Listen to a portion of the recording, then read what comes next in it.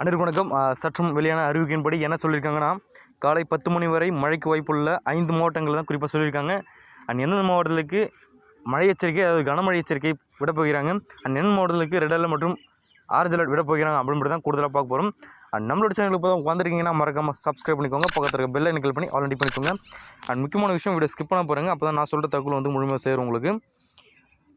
குறிப்பாக பார்த்தீங்கன்னா, மேற்கு வடமேற்கு திசையில் நகர்ந்து நாளை தென்கிழக்கு வங்கக்கடலில் பார்த்தீங்கன்னா ஒரு காற்றழுத்த தாழ்வு மண்டலம் வந்து வலுப்பெறும் சொல்லியிருக்காங்க. இது 4 மாவட்டங்களில் பார்த்தீங்கன்னா செவ்வாய்க்கிழமை வரை நீடிக்கும் சொல்லியிருக்காங்க. அது என்னென்னு பார்த்தீங்கன்னா, தெற்கு அந்தமான் கடல் மற்றும் அதனை ஒட்டிய பகுதிகளுடைய ஒரு மேலருக்கு அதாவது சுழற்சி வந்து நிலவுதுன்னு சொல்லியிருக்காங்க.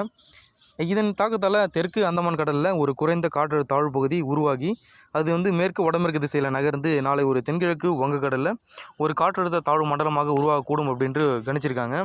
மேலும் வந்து ஒரு புதன்கிழமை மேலும் தீவிரமடையும் அப்படின்றவும், அதன் காரணமாக கன்னியாகுமரி, திருநெல்வேலி, தூத்துக்குடி, ராமநாதபுரம் ஆகிய 4 மாவட்டங்களில் செவ்வாய்க்கிழமை வரை மழை நீடிக்கும் என வானிலை ஆய்வு மையம் சொல்லியிருக்காங்க.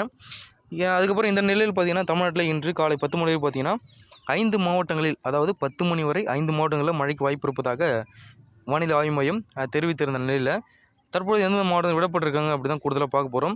கன்னியாகுமரி, தென்காசி, மயிலாடுதுறை, நாகை, திருவாரூர் ஆகிய மாவட்டங்களில் லேசான முதல் மிதமான மழை வாய்ப்புள்ளதாக ஒரு குறிப்பாக ஒரு செய்தி சொல்லியிருக்காங்க. இது போன்ற மழை பற்றிய வானிலை பற்றிய கூடுதல் தகவலை உடனுக்குடன் துல்லியமாக தெரிஞ்சுக்கணும் அப்படின்னு நினச்சிங்கன்னா